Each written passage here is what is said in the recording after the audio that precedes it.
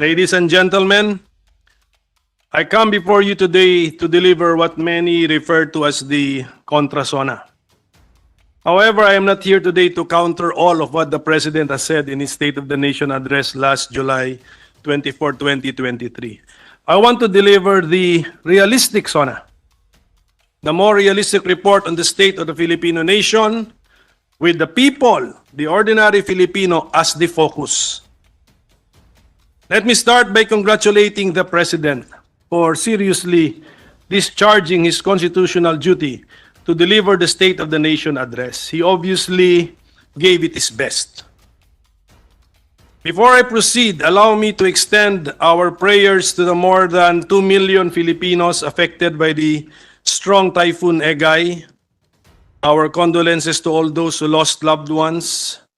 We stand ready to help those affected, and I ask the Senate leadership to relax our regulations to the extent possible so that each office can be allowed to extend additional help or assistance to the typhoon victims. Naway patuloy ang ating pamahalaan sa pagpapaabot ng agarang tulong at suporta upang mabilis na makabangon ng ating mga kababayan. Back to our subject matter. The state of the nation is worrisome. Nakakabagabag, nakakabahala. Mahirap ang buhay ng Pilipino ngayon. Mahal ang presyo ng pagkain at iba pang bilihin. At patuloy pa rin ang pagtaas ng presyo ng mga ito. Isama na rin natin dyan ang gastos sa tubig, kuryente, renta, transportasyon at iba pang importante at hindi maiwasang mga gastusin. Hindi tama sabihin na sa mga nakalipas na buwan, nakita natin ang pagbaba ng presyo ng bilihin sa iba't ibang mga sektor. Ito ang nakita namin ng aking staff nung ikumpara namin ang presyo ng mga pangunahing bilihin ngayon sa presyo nito noong Hulyo-Enero 2022. Ang bigas, pangkalahatan hindi bumaba, ang ibang varieties tumaas pa nga eh. Isda, hindi bumaba, ang ibang klaseng isda tumaas pa. Karning baka, baboy, manok, pangkalahatan hindi bumaba, tumaas pa. Gulay, pangkalahatan hindi bumaba, ang ibang varieties tumaas pa rin. Prutas, marami ang tumaas. Mga pampalasa or pangsahog, karamihan tumaas, lalo na ang sibuyas, sobrang taas. Pero ang local garlic sa research namin ay bumaba naman ang presyo. Asukal, tumaas. Cooking oil, halos pareho lamang. Kuryente, tumaas. Tubig, tumaas. Pamasahe, tumaas. Meron tayong cost of living crisis ngayon. And let us add to this the cost of dying. Dapat tignan din ito ng ating gobyerno. Tapos, baon pa tayo sa utang. With national debt at 14.1 trillion pesos and a population, let's put it at 117 million, each Filipino has a debt of around 120,000 pesos. This national debt figure does not even include the GOCC and LGU debts. Some of our learned big thinkers say that we don't need to worry about our debt because our economy can outgrow our debt. However, it is senseless to talk about outgrowing our debt if we cannot even show that our so-called growing economy has enabled us to bring down the principal of our debt. The fact that our national debt has doubled in just 6 years clearly indicates that we have not succeeded in decreasing the principal sum of our debt. We have also heard it said that we need not worry about our debt because this is not due all at once. Well, then this only means that the Filipino people will be paying for this debt all throughout their lives in the form of higher taxes, fees, and other charges. Mamamatay na lang tayo, nagbabayad pa rin tayo ng utang, tapos meron pa tayong ipapamana sa sunod na henerasyon para sila naman ang sumunod sa parehong ikot ng buhay. Mr. President, ang lumulobong utang ng bansa ay nararapat lamang mapag-usapan na. Nakakalungkot na hindi ito nabanggit ng Pangulo sa kanyang SONA. Corruption has definitely contributed to the ballooning of our debt. A few years ago, a deputy ombudsman, using United Nations Development Program's estimates, said that corruption loss in the Philippines equated to 20% of its annual government appropriation. In the 2022 Corruption Perception Index of Transparency International, which rates countries based on the perceived level of public sector corruption, the Philippines ranked 116th out of 180 countries, scoring only 33 out of 100, which is way below the global average of 43. The lower the score, the more corrupt in perception. Ang ibig sabihin nitong study na ito ay corrupt ang tingin ng mundo sa ating bansa. Baka hindi alam ng Pangulo na dumarami na ang reklamo laban sa korupsyon. At marami na rin ang nagsasabi na puno na ng sindikato ang gobyerno, kada ahensya meron. The President's SONA did not tackle the issue of corruption. We need this government to show that it is committed to the fight against corruption. We need to hear the orders being issued. We need to know who are assigned to do the crackdown. We hope President Bongbong Marcos will soon announce his administration's game plan in fighting the worsening corruption. The President in the SONA said, "We cannot tolerate corruption or incompetence in government. This government's preoccupation with logos, or what I call low governance, is a manifestation of wasteful spending and incompetence, if not corruption.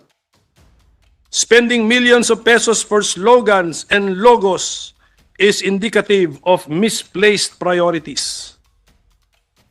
Let us go beyond sloganeering and logo governance and spend our money wisely on actual programs which directly benefit our people.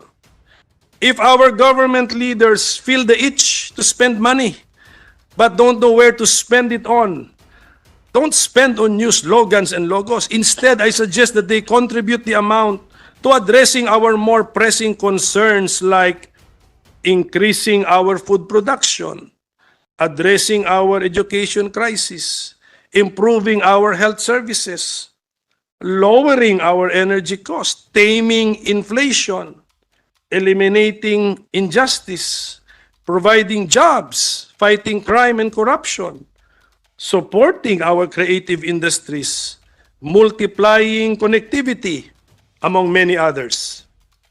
These are expenses which invest in the productivity of our people. We cannot afford to be wasteful, to waste funds, or to waste time. Let us put a stop to this practice of giving confidential and intelligence funds to those government agencies which are not even engaged in national security work and public order or law enforcement.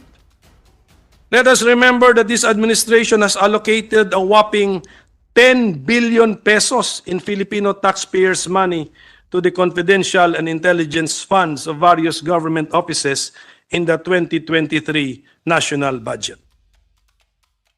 I hope the President and his cabinet can intervene to stop these manifestations of incompetence, if not corruption, like the following, among others. Ang kaliwat kanan ng mga issue sa ating immigration at mga airlines, unlawful offloading, unnecessary and arbitrary interrogations, flight delays and cancellations, difficulty in obtaining refunds, among others. I am also making an issue out of the imposition of the travel tax on our people's right to travel. Remember that Article 3, Section 6 of the 1987 Constitution guarantees the liberty of travel, which shall not be impaired except in the interest of national security, public safety, or public health, as may be provided by law. We cannot and should not tax the exercise of a right. In December 2022, a Filipina missed her flight to Israel as the immigration officer asked her lengthy, irrelevant questions and demanded to see her yearbook, graduation photos, emails, and private messages. In April 2023, a Filipina and her partner were barred from leaving for Hong Kong as she's still employed in the United Arab Emirates. Bawal na bang magbakasyon ang isang OFW sa ibang bansa? Recently, a traveler was not allowed to board her flight to Taiwan for failing to present 10 birth certificates to show her relationship with her sponsor. Mr. President, ito po ay nakakalungkot at nakakabahala. It's a total nightmare to experience what these offloaded passengers have gone through. Waste of money, time, and all that is invested in planning their trips abroad. While we recognize the duty of the Bureau of Immigration to combat human trafficking, this duty should not compromise the constitutionally protected right of Filipinos to travel.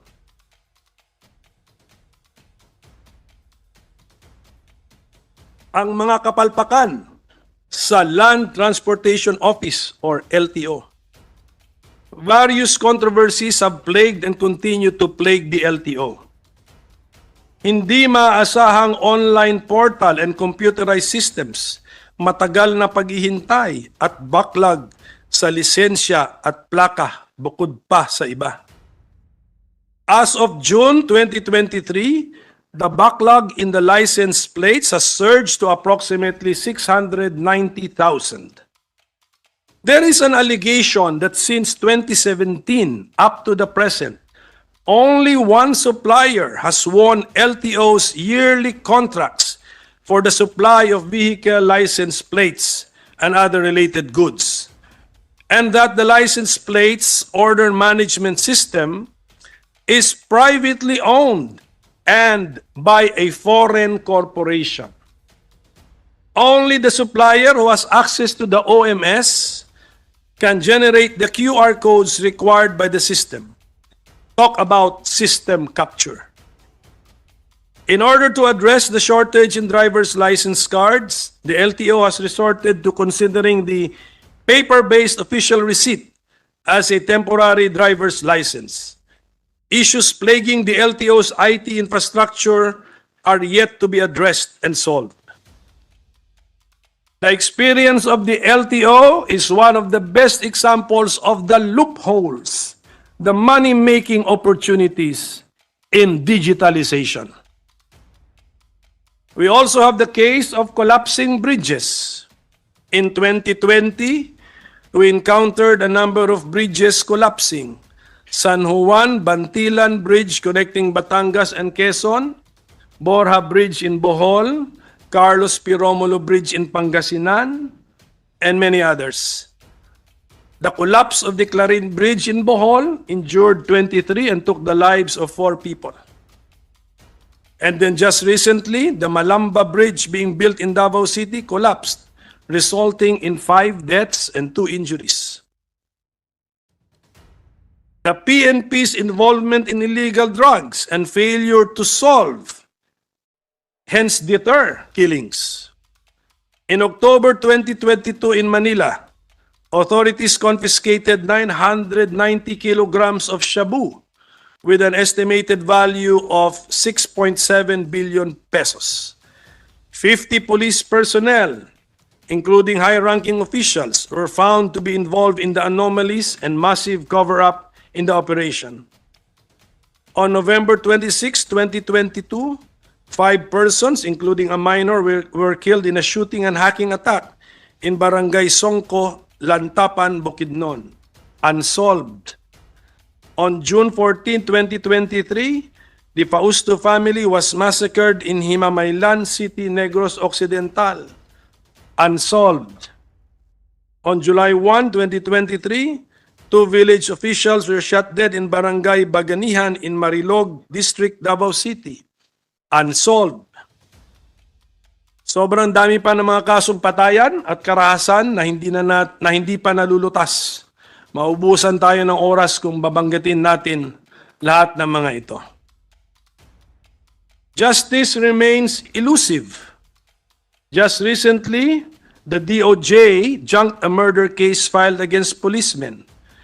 The DOJ, the Department of Justice, passed to the grieving family members the burden of proving that the bullets which killed the victim came from the police. How are ordinary Filipinos supposed to have the resources to prove ballistics? I therefore call the attention of the PNP Internal Affairs. Act on matters like this. It is unfortunate as well that the case of the missing sabongeros is yet to be resolved. Nasaan na sila? Nag-aantay pa rin ang kanilang pamilya. Hindi alam kung buhay pa or something worse has happened to them. The families are calling out again for justice. And they are dismayed that the monthly case conference of the DOJ on the matter has been stopped. We must bring justice to the families of all of the disappeared. Sabi ng Pangulo, nagsisimula ang lahat sa edukasyon. Sang-ayon po ako dyan. Education is the great equalizer. Therefore, education should truly enjoy the highest budgetary priority. To prepare our nation for the future, we must focus on education. Kaya ayusin natin ang software at hardware ng edukasyon. The software would be the curriculum, the content, and how these are taught. The hardware would be the classrooms, facilities, and materials. And since we are using an analogy involving the computer, I propose the incorporation of computer coding or programming in the curriculum. Let us prepare for the future high-tech world and let us prepare our people early. In the aspect of health, let us not forget our senior citizens and those with mental health conditions and the families taking care of them. The average life expectancy of Filipinos is around 72 years. Meanwhile, the number of senior citizens in the Philippines continues to increase. Based on the latest available data from the PSA, senior citizens constitute 8.5% of the population, or around 9.22 million. The Population Commission projects that in 12 years' time, 14% of the population will be senior citizens. We value our elders for their invaluable wisdom and the contributions they have made to our nation. It is therefore ironic that many of our parents and grandparents are left behind in terms of healthcare. Although we are approaching healthcare through the mechanism of regional specialty hospitals, let us be aware that we do not have an apex hospital for the age-related and age-induced health concerns of the aged and the aging. We need to establish a national geriatric hospital. This is the National Hospital for Senior Citizens, where our doctors can develop specialty knowledge and skills in geriatric medicine, which is the healthcare and treatment of elderly persons. Also, let active aging be our formula when it comes to our policies for senior citizens. Let us still tap them, involve them, and seek their wise advice.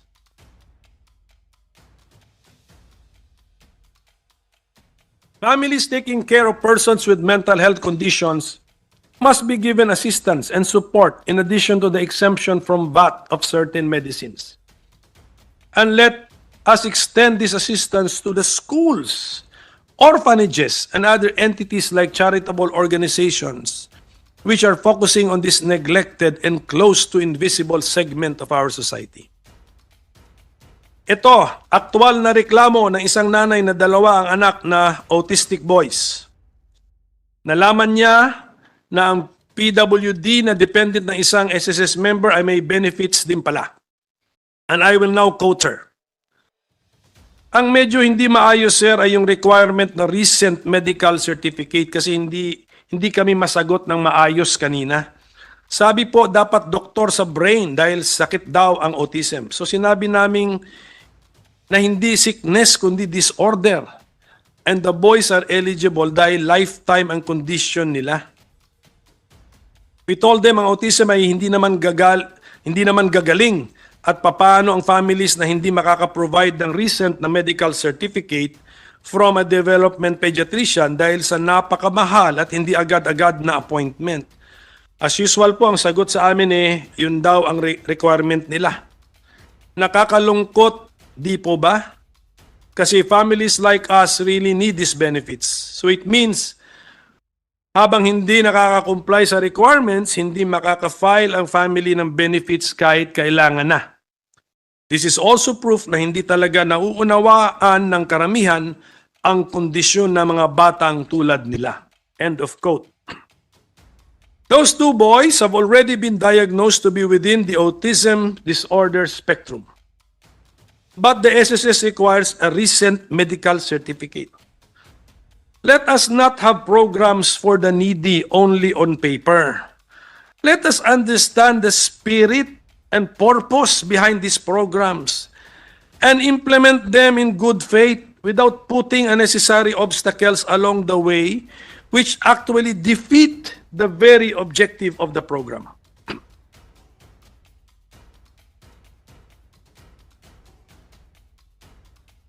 Let us also not forget our persons with disabilities. Let us extend to them whatever help we can afford. For the blind, for example, there is a school for the blind based in Metro Manila, which has a budget of only 22.7 million pesos. Kulang ang budget, kulang din ang bilang ng paaralan para sa mga bulag. Paano na yung nasa Mindanao at Visayas? Tulungan po natin sila. Our healthcare workers, the unsung heroes, do not receive enough allowances and benefits. According to the Professional Regulatory Commission, the Philippines has a supply of doctors, nurses, and other health workers, but only a fraction are in actual practice of their profession. We do not have, for example, we do not have sufficient civil service posts for nurses and psychologists. Our healthcare workers deserve a career path even in government service. Bigyan naman natin ng angkop na dignidad ang ating mga bayani. The President started his SONA with the mention of macroeconomic data like GDP growth rate. That reported 7.6 GDP growth rate in 2022 means nothing to the ordinary Filipino. The cost of living is very high. The income of the typical Filipino family is not enough for their basic needs and for their decent existence as a family of human beings. Those who are employed are not paid living wages. Many are unemployed and many more are underemployed. Bantayan natin ang presyo ng pagkain. Huwag natin hayaan itong tumaas ng tumaas. Kung pwede nga, pababain pa natin ito. Lalo na kung hindi naman napapataas ang sahod ng mga manggagawa natin. There was no mention in the SONA about the need to increase our people's wages, especially the minimum wage, given the ever-increasing cost of living here in the Philippines. Since our regional wage boards have been slow to react to realities on the ground, we need to legislate a new national minimum wage, which will ensure that all workers receive a just living wage.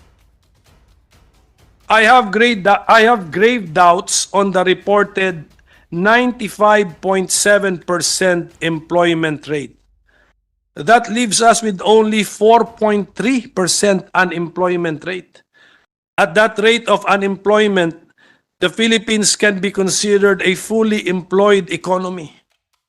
That means that all willing and able individuals who are seeking employment are able to find suitable work. Is that what we see on the ground? Is that consistent with our experience? Sa dami ng lumalapit sa atin na naghahanap at humihingi ng trabaho, imposibleng nasa full employment status na po tayo.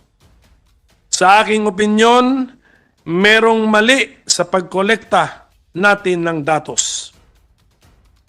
The figures on employment matters are misleading and do not reflect the true state of the nation. The President mentions that the Kadiwa store concept has shown that we can bring down the prices of rice, meat, fish, vegetables, and sugar. However, what we should understand is that the Kadiwa stores are in effect pop-up discount stores which are location-bound, time-bound, and with limited supply of goods. In short, these are set up quickly for short-term operation in a temporary location. Band-aid solution. Ang kailangan natin ay pangkalahatang pagbaba ng presyo ng mga bilihin, lalo na ng pagkain sa buong bansang Pilipinas. Walang pinipili, lahat makikinabang. And to achieve this with food items, I agree we have to boost agricultural production. And our farmers must be able to sell in volume. To generate and produce both jobs and food, and at the same time fight inflation, let us concentrate on agriculture. Produce more food, increase the yield of our land, productivity is the answer. On the matter of inflation, recent data from Pulse Asia indicated that 3 out of 5 Filipinos believe that the government should address the rising prices of goods and services. According to the International Monetary Fund, the Philippines ranked 3rd among Southeast Asian countries with the highest inflation rate in 2022. What is inflation? Inflation is the sustained increase in the prices of goods and services in an economy over time. It